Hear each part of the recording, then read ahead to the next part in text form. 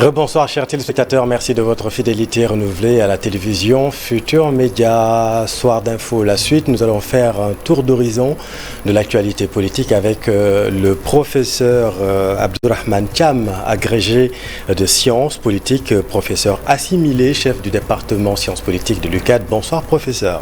Bonsoir, Chérif. Merci d'avoir accepté notre invitation.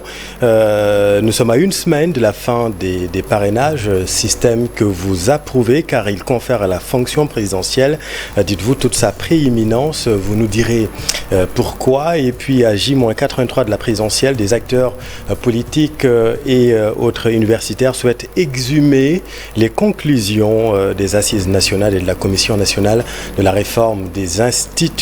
Ces résolutions sont-elles d'actualité? Vous nous direz votre avis là-dessus. Mais d'abord, le sommet des partis démocratiques, le sommet international libéral se tient à Dakar du 3 au 5 prochain. Le libéralisme stop ou encore? Merci beaucoup, Chérif. Je voudrais d'abord vous remercier de cette invitation à ce soir d'info et saluer en même temps votre directeur général, président-directeur général, M. Youssou N'Dour, le ministre Youssou N'Dour, le directeur général de la TFM ainsi que vos confrères. Je pense que depuis aujourd'hui, les partis libéraux du monde entier se retrouvent à Dakar pour réfléchir donc, sur leur agenda politique. Ce qu'il faut préciser que nous sommes ici dans une phase donc, d'internationalisation des partis, des idéologies politiques. Et autant on a l'international libéral, autant nous avons aussi ce qu'on appelle l'international socialiste. Vous voyez. Et à partir de ce moment, il y a une certaine convergence des points de vue des partis qui composent cette internationale libérale qui, je rappelle, a été créée en 1947, 2 ans après la Seconde Guerre mondiale. Il s'agit de décliner un certain agenda. On a entendu parler de conservation du pouvoir pendant au moins 50 ans par les libéraux au Sénégal. Ça c'est le vœu du pape du SOPI, voilà, le président Abdoulaye Wade.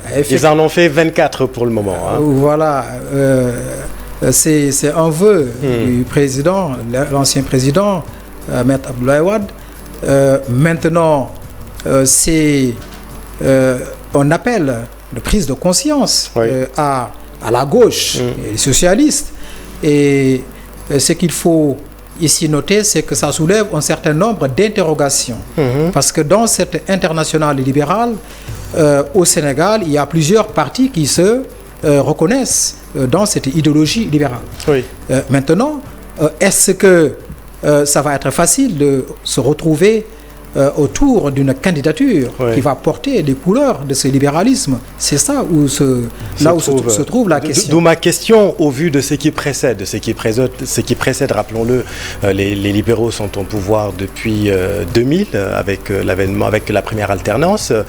Stop ou encore est-ce que c'est une idéologie qui convient aujourd'hui à l'émergence du Sénégal, à votre avis? Bon, disons d'abord que du point de vue global, il y a ce qu'on appelle aujourd'hui une crise des idéologies. Quand on voit, par exemple, les gouvernements dans leur structuration ou leur configuration, par exemple au Sénégal, c'est un régime politique qui est dirigé par des libéraux. Mais à l'intérieur, nous avons d'autres obédiences idéologiques. Ce qui fait que souvent, ce sont des coalitions qui sont considérées comme des coalitions contre nature. Parce que la question qu'on se pose, c'est de savoir est-ce que nous ne sommes pas donc à la fin des idéologies ou à une recomposition de ces idéologies. Gagner ensemble et gouverner ensemble, c'est ce qui est d'ailleurs tout à fait. Ce qui est mis en avant. Vous parlez tout à l'heure du parti socialiste, de la gauche historique. On a vu aujourd'hui que malgré toutes ces années, le parti opposant historique à l'UPS d'abord et au PS ensuite, à savoir le Parti démocratique sénégalais, survient, reste debout malgré les soubresauts et les crises, contrairement, on peut le dire ou pas, à son opposant historique. Bon, disons que le Parti socialiste est autant secoué que le Parti démocratique sénégalais. Oui. Parce que un parti de gouvernement qui a dirigé ce pays pendant 40 ans, oui, et qui se retrouve aujourd'hui à l'Assemblée nationale avec, je crois, 5 députés comme ça c'est une véritable décadence. Et on a vu que ce parti a connu un certain nombre de scissions depuis l'avènement de l'alternance en 2000. Et je crois qu'aujourd'hui, c'est en tout cas regrettable, en tout cas pour l'observateur, de voir un parti qui a participé avec d'autres forces politiques à la construction de l'État du Sénégal, à la construction de sa démocratie, se retrouver comme en wagon, comme on pourrait dire. Oui, alors le professeur Abdourahmane Thiam, nous sommes à J-83 de la présidentielle de 2024. Il y a des acteurs politiques et des universitaires et d'autres membres de la société civile qui veulent exhumer les conclusions des assises nationales et de la CNRI. L'idée est de remettre au goût du jour ces propositions, ces propositions qui ont été faites. Est-ce que pour vous, c'est une bonne idée, ces résolutions? Bon, disons que les assises nationales, si on se rappelle, ça a été un moment fort de la vie politique et publique du Sénégal. Ces assises nationales qui ont été présidées à l'époque par le professeur Amadou Mahtar Mbow et qui avait tiré un certain nombre de conclusions qui sont des directions qui pouvaient, selon les organisateurs de ces assises, orienter le Sénégal vers un nouvel horizon et prometteur, comme il le soutenait à l'époque. Je crois que ce qu'il faut retenir de ces assises nationales, c'est d'abord une refondation de l'État, et cela soulève certaines questions sur l'État en Afrique. Vous voyez, cet État en Afrique qui a été considéré comme une greffe, c'est-à-dire que depuis la ruée vers les indépendances dans les années 50-60, on a fait presque du copier-coller. On a copié au modèle occidental en Afrique. On parle beaucoup de la Constitution française de 1958 notamment. Exactement. Si on regarde les constitutions de ces pays, surtout francophones, comparées à la Constitution française, soit de la 4e République ou la 5e République, on voit que c'est presque du copier-coller.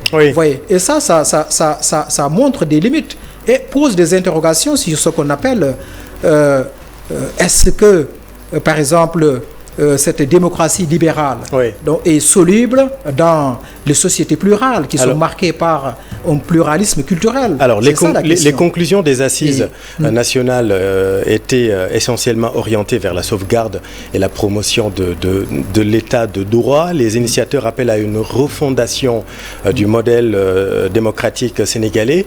De quoi souffre notre modèle démocratique selon vous? Bon, disons, la démocratie est une construction. C'est pourquoi dans les élaborations théoriques de la démocratie, souvent on parle de transition démocratique, de consolidation démocratique. La démocratie, comme l'état de droit, comme disait Alexis de Tocqueville, n'est pas un lit confortable sur lequel on peut se coucher quand on veut et comme on veut. Il demande une adaptation pour répondre aux aspirations des populations. Le régime politique sénégalais, c'est un régime présidentiel. Et dans les conclusions des assises nationales, il a été proposé de revoir la nature du régime, ce régime politique, et mettre en place un régime de type parlementaire. Et c'est là où se situe la question. Est-ce que c'est un régime parlementaire qui est adapté au contexte sénégalais? C'est là la question. Justement, le coordinateur Mamadou Ndoye, qui est le coordinateur du sursaut citoyen dans le journal Sud Quotidien, lui, il dit, je le cite, « Savoir que l'analyse critique approfondie du système politique actuel appelle à une véritable révolution copernicienne permettant de passer d'un système politique où tout tourne autour du service au leadership politique au plus haut niveau vers un système politique où tout tourne au service du citoyen », fin de citation. C'est ce qui est remis en cause un peu dans les assises nationales. En somme, c'est une certaine verticalité du pouvoir où c'est le président qui décide tout seul. Mais est-ce qu'on peut sortir de ce système quand on connaît également nos fêlures profondes, nos divisions politiques profondes? Oui, déjà, même au-delà de ces divisions politiques, il faut penser au point de vue anthropologique ou sociologique, même à nos réalités. Parce que un grand constitutionnaliste, Gérard Connac, considérait par exemple le président de la République comme une planète autour de laquelle gravitent des astres. Vous voyez, ça c'est pour dire que le président de la République en Afrique est considéré comme un chef. Ouais, ça, ce sont des relents culturels. Ouais.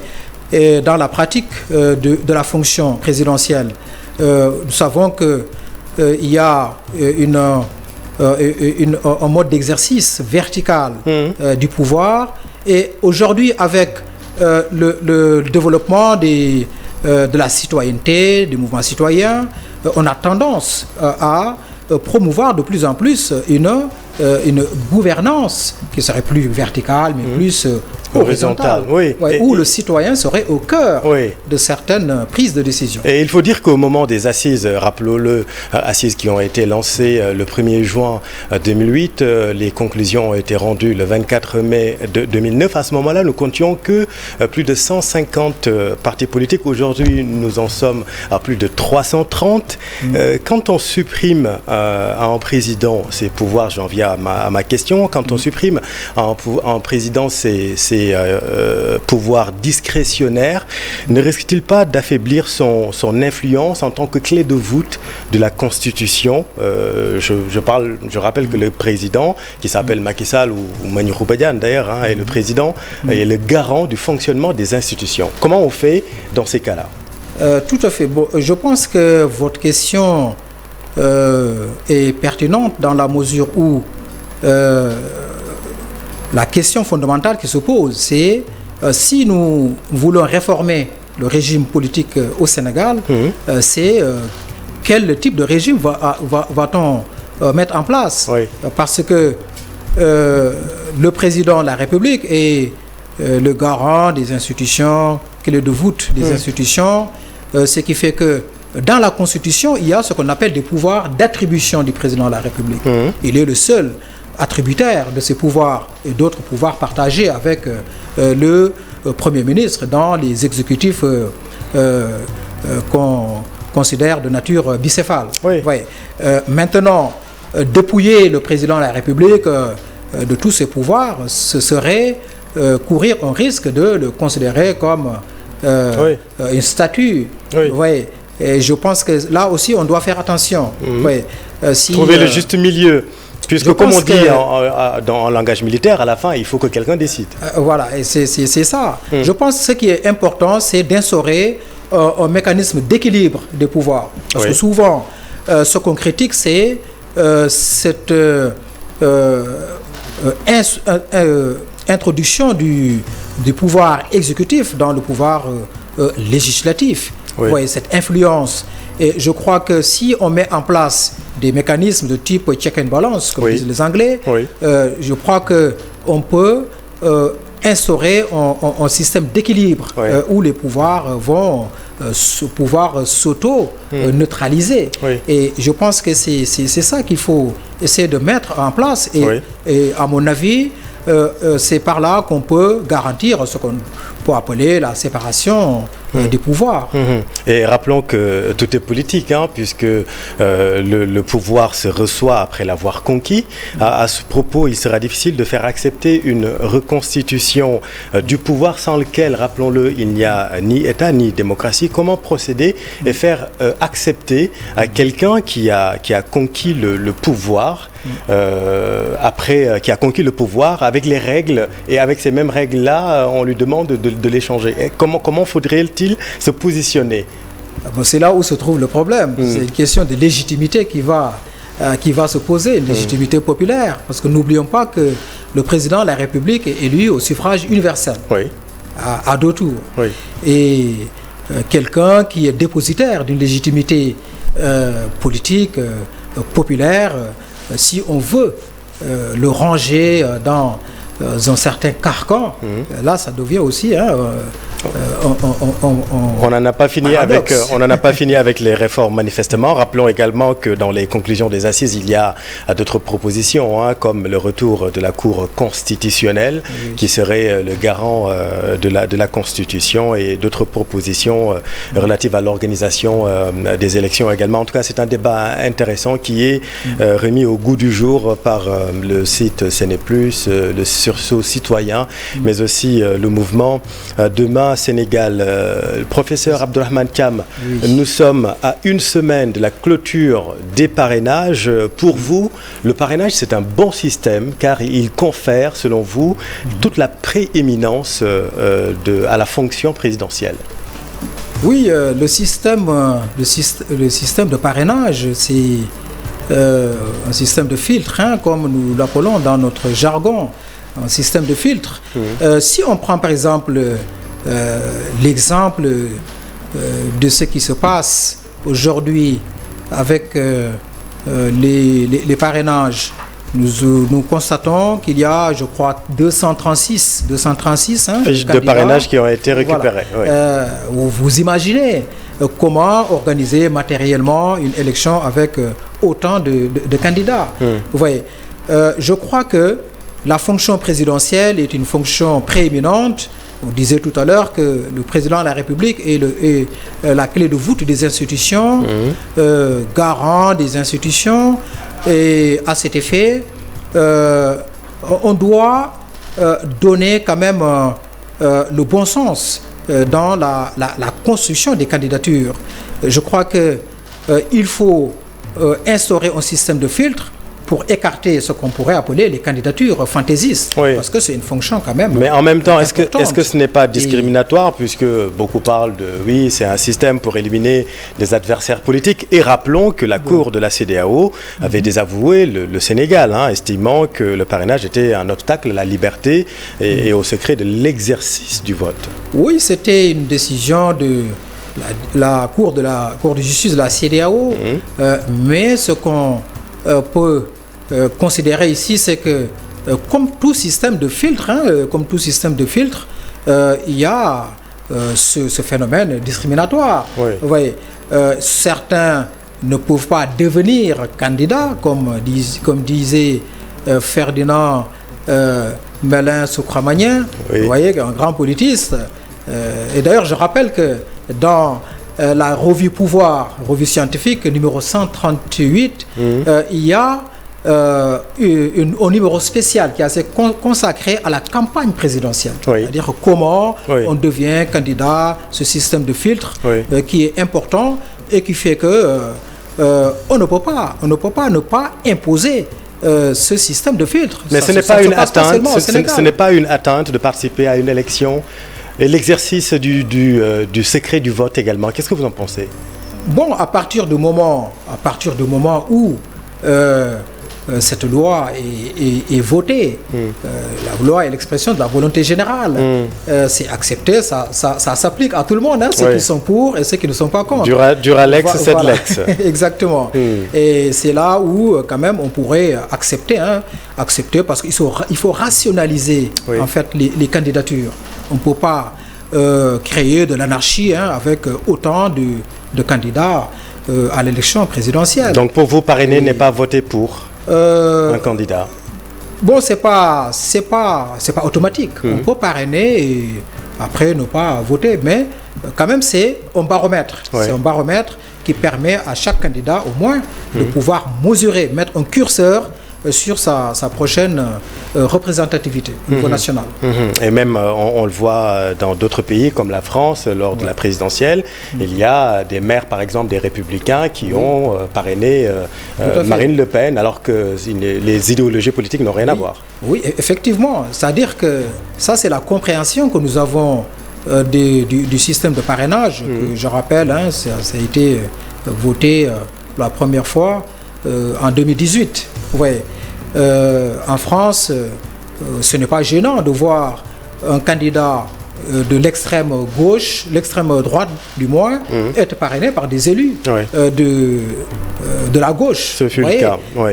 Maintenant, le système de parrainage... Mais ça, c'est au nom de la démocratie et de l'inclusivité. Hein. C'est tout ce qu'on demande aussi ici au Sénégal. Exactement. C'est-à-dire, c'est mais quand la loi elle est réductrice, ça pose problème. Oui, c'est dire que un système n'est pas parfait. Il faut toujours promouvoir, le promouvoir et essayer de voir, faire une évaluation du système à chaque étape et voir ce qu'il faut améliorer. Je pense que c'est ça qui est plus important. Alors, sur la liberté d'expression, les libertés politiques de façon globale, les opposants, les convois des opposants sont souvent bloqués sur décisions administratives des préfets.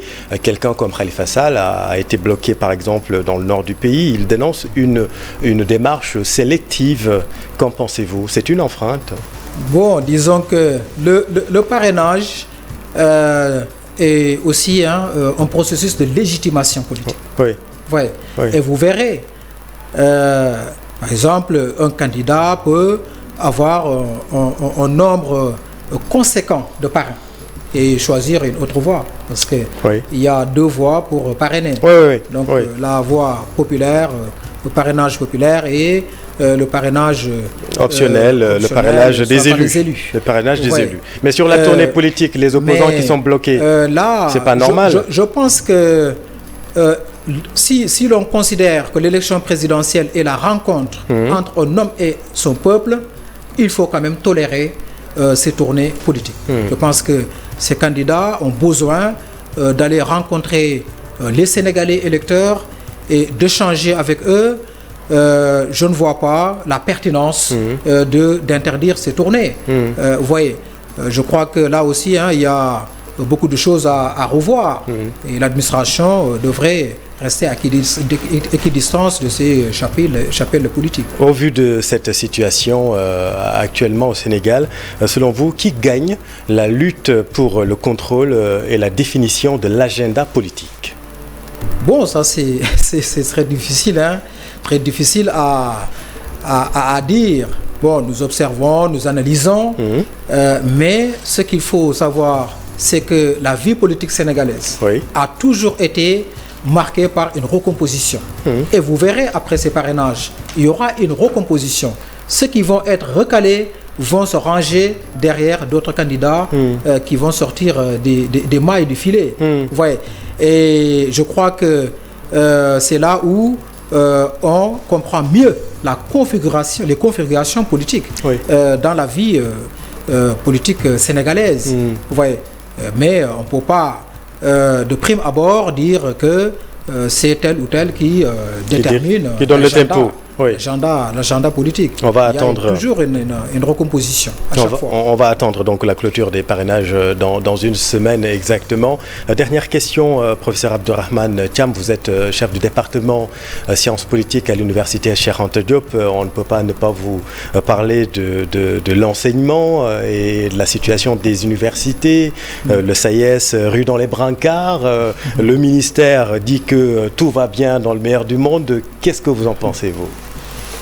Bon, je me donne l'occasion déjà de préciser que le département de sciences politiques que je dirige au niveau de la faculté des sciences juridiques et politiques est jeune. Donc c'est en 2020 qu'il a été créé, parce qu'avant c'était le département de droit public et de sciences politiques. C'est ça. Cette autonomisation de la science politique montre que c'est une discipline qui est au carrefour d'autres disciplines voisines comme le droit public, la sociologie, etc. Oui. Vous voyez, en tant qu'universitaire, ce que je peux dire par là, c'est que les autorités cherchent des voies et moyens pour revenir à la normale. Oui. Et c'est ça notre rôle, Oui. parce que nous sommes à l'université pour transmettre des savoirs, des connaissances. Oui. Vous voyez, nous n'avons pas le droit d'empêcher donc aux apprenants quand même d'acquérir ces connaissances et ces savoirs. Oui. Vous voyez, et je crois que il faut en tout cas plus rapidement possible trouver des solutions pour que les activités reprennent en présentiel comme le demande le SAMES qui dit non à l'arrimage du calendrier universitaire sur le calendrier électoral. Oui, bon, disons que selon les contextes, il faut s'ajuster. Oui. Si on parle du système LMD, par exemple, ça n'exclut pas le mode virtuel d'enseignement, l'enseignement à distance. Donc le distanciel, ça marche pour vous? Non, je veux dire que quand on est dans le système LMD, on ne peut pas exclure, tout à fait, par exemple, l'enseignement à distance. Oui. Les deux, il y a un système bimodal, par exemple, qui est là, présentiel et à distance. C'est ça la bataille, justement. Voilà, c'est ça la bataille. Oui. Maintenant, je crois que donc, dans plusieurs facultés, parce que bon, dans la nôtre, on avait presque terminé. Oui. Il restait les évaluations. Oui. Ce qu'il faut, en tout cas, mettre en œuvre, c'est un système qui répond plus aux aspirations des apprenants. Mais il faut aussi tenir compte quand même du contexte dans lequel nous sommes, avec le retard donc accusé. Comment on peut se rattraper? Est-ce que c'est le système en présentiel qui est plus indiqué, ou bien c'est le système virtuel? Pour éviter les chevauchements des années. Parce que déjà, on a commencé à orienter les nouveaux bacheliers. Absolument. Et ça risque de créer des embouteillages, comme on peut dire, à la licence 1. Je crois que pour parer à ces éventualités, il est bon de tenir compte du contexte et aussi de trouver un consensus sur le système qui est plus approprié pour tout le monde. Et de pacifier l'espace universitaire. Effectivement. Merci ça, beaucoup. Important. Absolument. Merci beaucoup, professeur Abdourahmane Thiam, agrégé de sciences politiques, chef du département sciences politiques de l'université Cheikh Anta Diop. Merci à vous, chers téléspectateurs. Restez avec nous. Vous êtes au bon endroit. Bonne soirée.